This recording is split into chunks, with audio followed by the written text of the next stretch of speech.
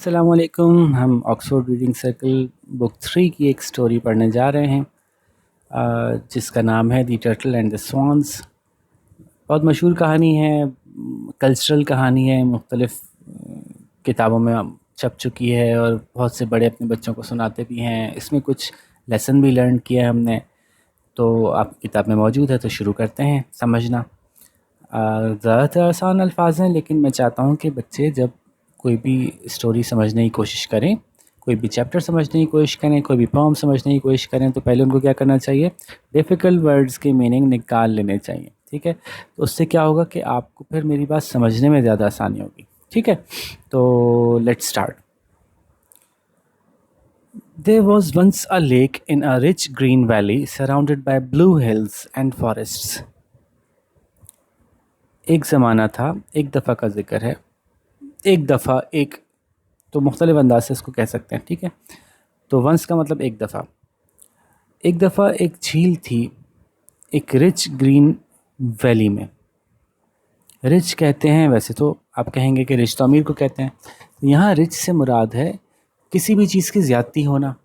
तो rich green valley मतलब घनी थी, उसके अंदर बहुत सारे दरख्त थे, उसमें बहुत सारी घास उगी हुई थी। ठीक है, उसमें बहुत सारी ऐसी चीज़ें थी जो कि किसी वैली को खूबसूरत बनाती हैं। ठीक है, किसी वादी को खूबसूरत बनाते हैं। वैली मीन्स वादी। तो एक रिच ग्रीन वैली, एक बड़ी खूबसूरत घनी सब्ज़ वादी में, तो एक वादी थी surrounded by blue hills and forest, जिसके चारों तरफ थी, जो घिरी हुई थी, सराउंडेड का मतलब घिरी हुई थी, ब्लू हिल्स में, नीली नीली पहाड़ों में, और उसके अंदर और फॉरेस्ट से, तो पहाड़ थे और पहाड़ों पे दरख्त जंगल था। तो यूँ कह लें कि एक वादी थी, वादी के चारों तरफ पहाड़ थे और उन पहाड़ों पे जंगलात थे, और पहाड़ भी बड़े हसीन पहाड़ थे कि वो कुछ नीलगूं पहाड़ थे। ठीक है, कुछ यकीनन कोई बर्फीले पहाड़ होंगे जिनके ऊपर कुछ, या कोई ऐसे झीलें होंगी उन पहाड़ों पे जिसकी वजह से वो नीले दिख रहे होंगे। ठीक है, in it lived a kindly old turtle, और उस वादी में रहता था एक बड़ा मेहरबान सा बूढ़ा सा टर्टल। टर्टल मतलब कछवा। He was friendly with all the animals, उसका रवैया बड़ा दोस्ताना था तमाम ही जानवरों से। ऑल द एनिमल्स, तमाम ही जानवरों से। For he was a great talker, क्योंकि वो बहुत बातूनी था। His best friend were a pair of beautiful white swans, उसके जो बेस्ट फ्रेंड्स थे, उसके सबसे अच्छे जो दोस्त थे, वो थे एक पेयर, पेयर कहते हैं जोड़ी को, तो बहुत खूबसूरत सफ़ेद हंसों की जोड़ी थी जो कि इसकी दोस्त थी। ठीक है, अब आप देख सकते हैं कि ये टर्टल यानी कछवा और हंस जो हैं वो तस्वीर में बने हुए भी हैं। ठीक है, आगे चलते हैं। When the sun set behind the blue hills, the valley would glow with the orange light of dusk. जब सूरज गुरूब होता, सनसेट गुरूब होता सूरज, बिहाइंड द ब्लू हिल्स, उन नीली नीली पहाड़ियों के पीछे, जब सूरज डूबता हुआ नजर आता तो ऐसा लगता है कि वो नीली पहाड़ियों के पीछे जाके डूब रहा है। ठीक है, क्योंकि पहाड़ बहुत ऊंचे ऊंचे थे, उसके उसके बियॉन्ड, उसके पार क्या था वो नज़र नहीं आता था। The valley would glow with orange light of dusk. Dusk कहते हैं शाम या मगरिब के वक्त को। ठीक है, तो जो मगरिब के वक्त की लाल लाल सी लाइट होती है ना, जब सूरज जा रहा होता है, गुरूब हो रहा होता है, तो उस वक्त पूरे आसमान पे लाली सी छाती है। तो वो जो वादी थी वो चमकने लगती थी, वो रोशन हो जाती थी नीली या ऑरेंज रोशनी से, जो कि मगरिब की रोशनी थी। तो बड़े खूबसूरत मंजर पेश कर रहे हैं, बड़ा खूबसूरत मंजर था। ये शाम के वक्त चारों तरफ जो है वो एक लाली सी छा जाती थी आसमान पर। The turtle would crawl up on to the bank. Bank किसे कहते हैं यहाँ पे? यहाँ पे बैंक कहते हैं जो दरिया होता है उस, या कोई झील होती है, उसके किनारे जो मिट्टी के होते हैं उन किनारों को बैंक कहते हैं। तो the turtle would crawl up, जो टर्टल था वो रेंग रेंग कर किनारे के ऊपर जाके बैठ जाता था या किनारे पर चढ़ जाता था। ठीक है, दरिया के किनारे पर। The swans would battle up beside him, और जो स्वान्स थे वो भी अपने पैर मारते तैरते हुए उसके बराबर या उसके पास आके खड़े हो जाते थे। वैसे तो बिसाइड का मतलब बराबर होगा, लेकिन यहाँ पे वो तो ऊपर बैंक पे बैठा है, वो पानी में है, तो हम ये कहेंगे उसके पास आके खड़े हो जाते या उसके पास आ जाते। Then the turtle would ask, और फिर टर्टल उनसे पूछता, my friends tell me about the things you have seen and heard on the other side of the blue mountains. मेरे दोस्तों, मुझे बताओ, मुझे कहानी सुनाओ, मुझे बताओ उन चीज़ों के बारे में जो तुमने देखी हैं और सुनी हैं, ये जो दूसरी तरफ है ब्लू माउंटेन्स की, वहाँ की चीज़ें। यानी वो वादी में घिरा अंदर बैठा था। अब टर्टल तो पहाड़ों पर चढ़ के दूसरी तरफ नहीं जा सकता, लेकिन हंस तो उड़ के जा सकते हैं। तो हंस किसी सीज़न में उड़ के चले जाते होंगे, फिर किसी सीज़न में वापस आ जाते होंगे। तो उनसे कहानियाँ सुनना चाहता है कि उधर होता क्या है, पहाड़ों के पार क्या होता है। And the three friends would settle down to a long chat। अच्छा, settle down का मतलब है आराम से बैठ जाना, किसी चीज़ को लंबे वक्त के लिए करते रहना। ठीक है, तो मुख्तलिफ मायनों में सेटल डाउन इस्तेमाल होता है। तो सुकून से बैठ के किसी काम को करना, यूँ कह लें तो ये सेटल डाउन है। तो वो तीनों जो दोस्त थे वो सुकून से बैठ जाते और एक लंबी सी चैट, लंबी सी गुफ्तगू करते, लंबी लंबी बातें करते, और कुछ करने को था ही नहीं।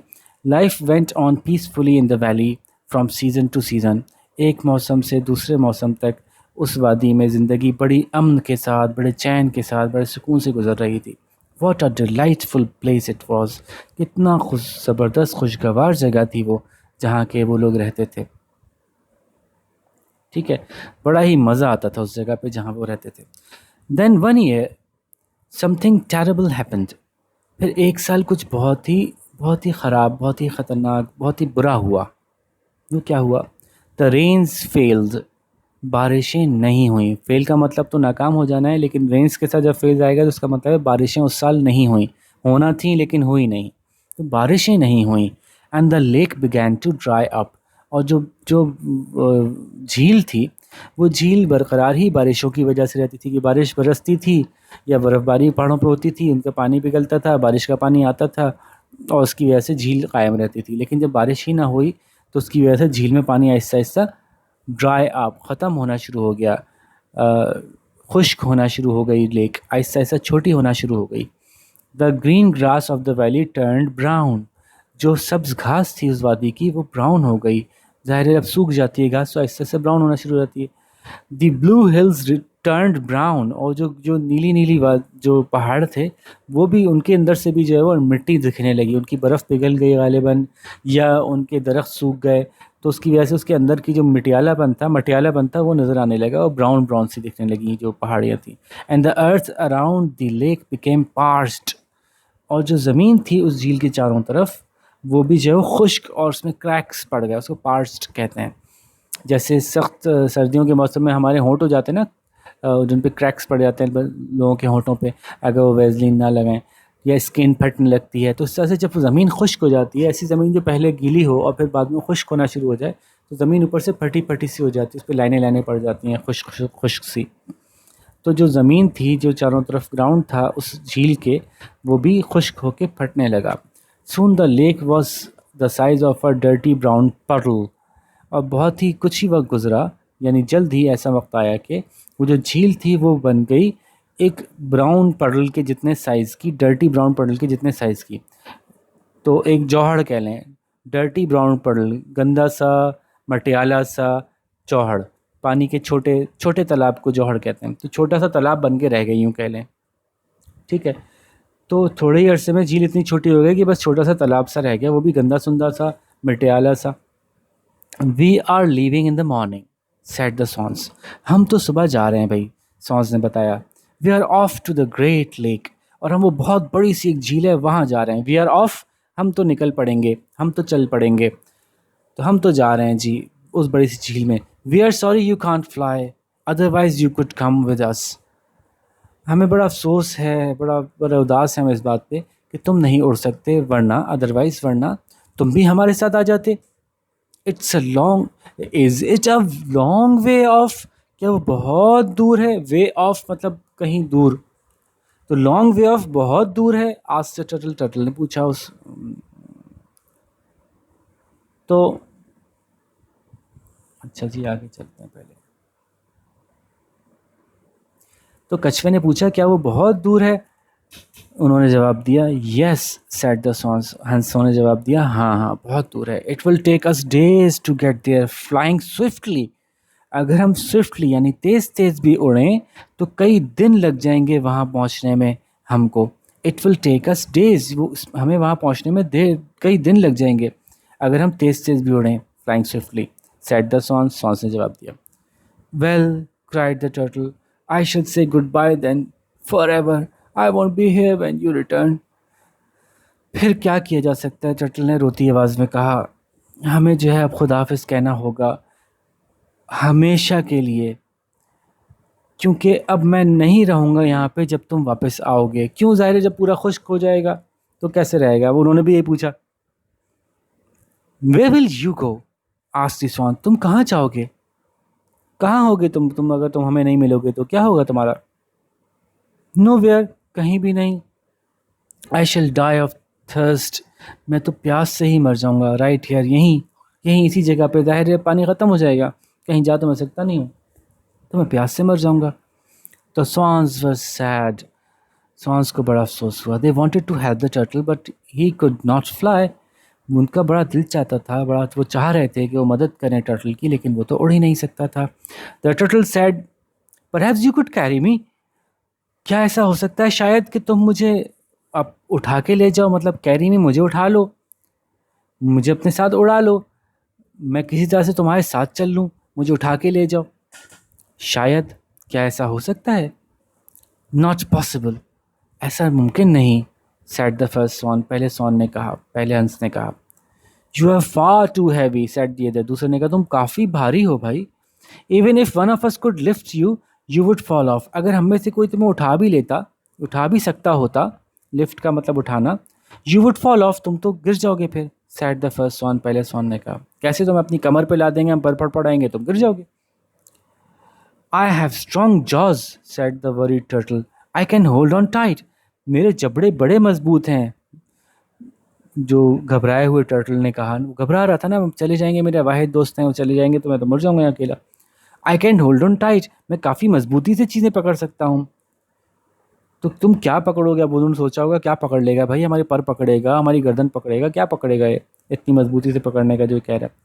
You'd bite off our necks, तुम तो हमारी गर्दन को ही काट लोगे, और इतनी दूर से काटोगे कि हमारी गर्दन ही निकल जाएगी तुम्हारे काटने से।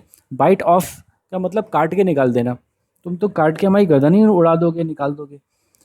सेड द सेकंड सॉन, दूसरे सॉन ने उससे कहा, not if you two held on to a stick, नहीं ऐसा नहीं होगा अगर तुम लोगों ने ऐसा किया कि, नॉट इफ़, नहीं ऐसा नहीं होगा अगर तुम ऐसा कर लो कि, you two held on to a stick, कि तुम दोनों एक स्टिक को पकड़ लो। Exclaimed the turtle, I could grip the middle, और मैं पकड़ लूँगा, ग्रिप का मतलब पकड़ लेना, मैं पकड़ लूँगा उसको बीच में से। तो उसने बड़े खुश होके ना ये एक तजवीज़ पेश की कि यार अगर ऐसा हो जाए कि तुम दोनों एक लकड़ी पकड़ लो और मैं जो उसको बीच में से पकड़ लूँ।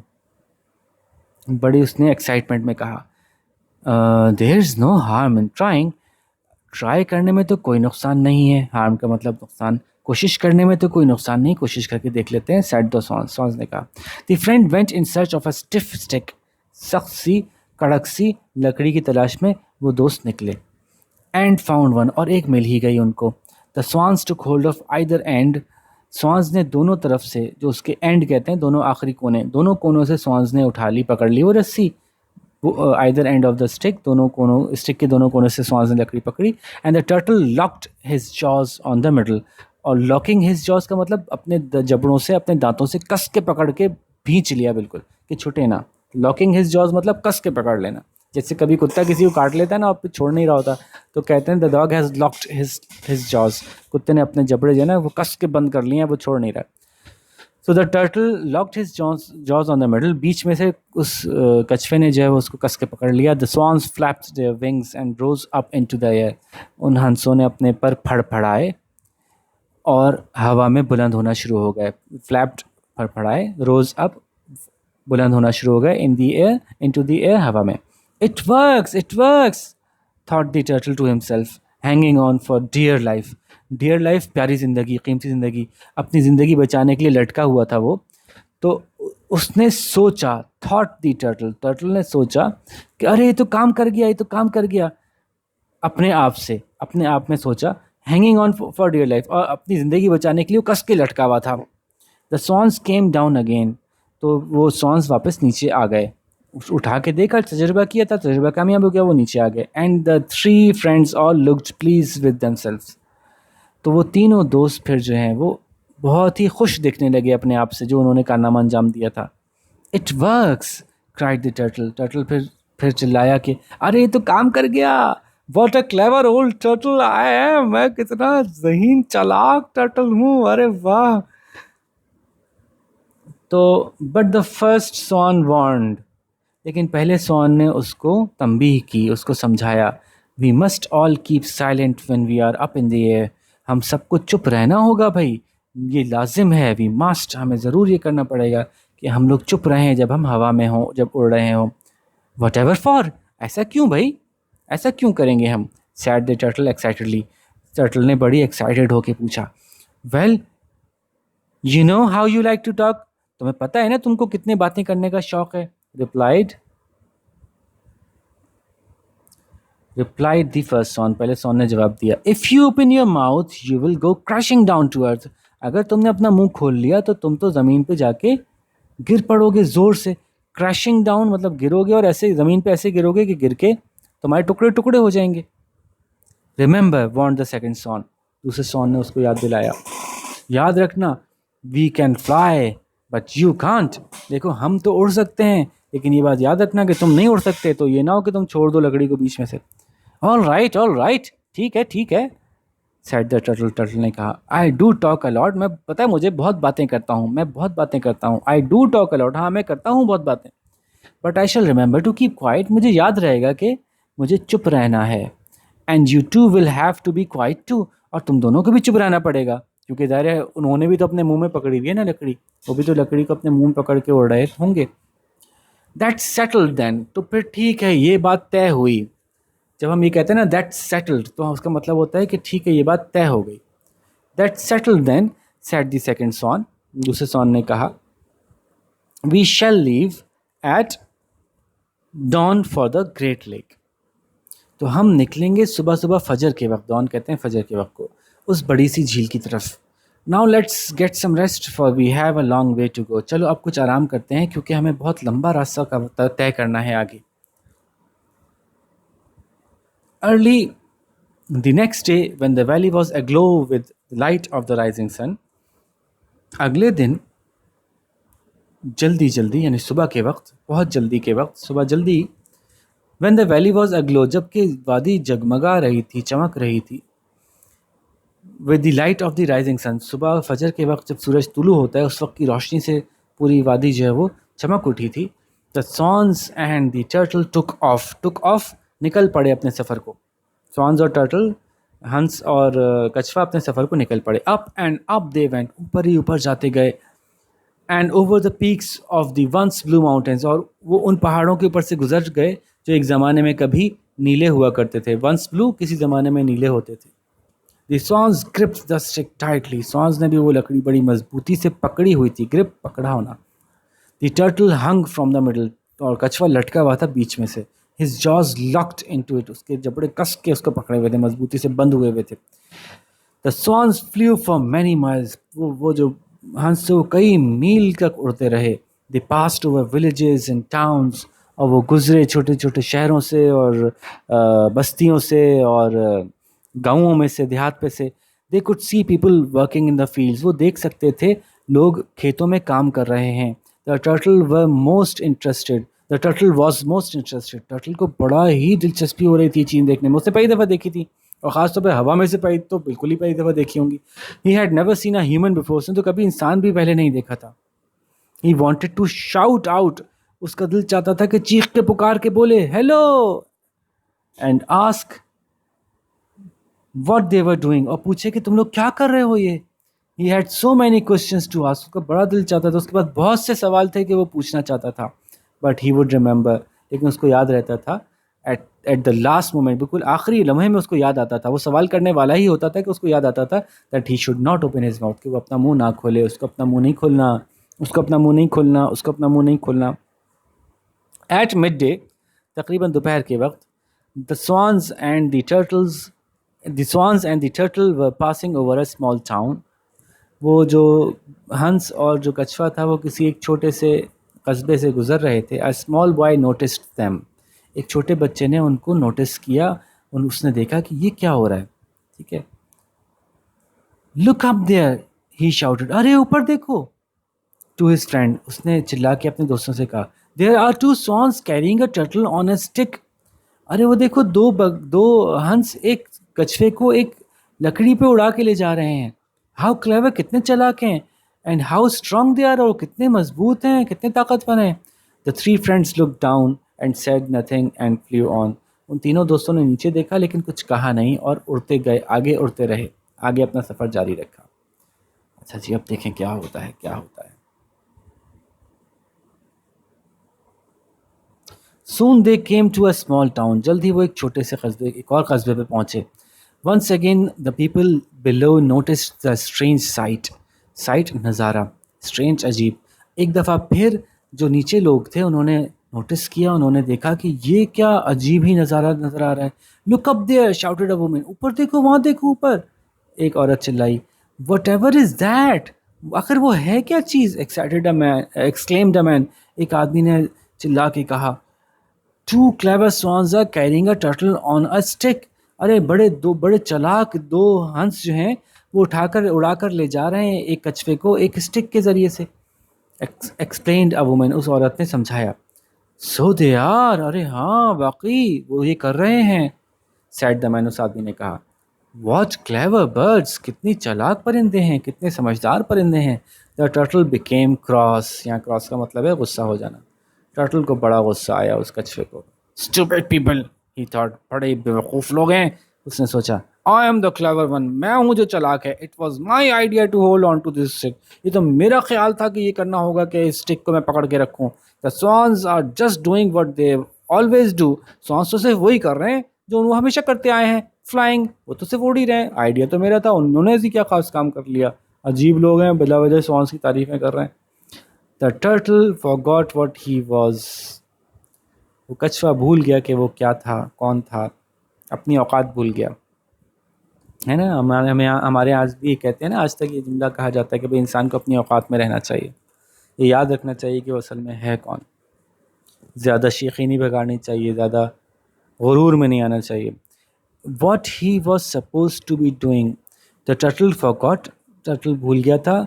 वेयर ही वॉज, वो कहाँ है। And what he was suppose to be doing, और उसको क्या करना था। सपोज टू बी डूइंग, क्या करना चाहिए था उसको, क्या सोच के उड़ा था कि उसको क्या करना है। तो उसको क्या करना था वो भूल गया, और वेयर ही वॉज, कहाँ था वो, ये भूल गया।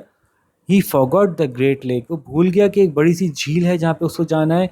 And the warning of the swans, और वो जो वार्न किया था, जो तंबीह की थी सॉन्स ने, वो भी वो भूल गया।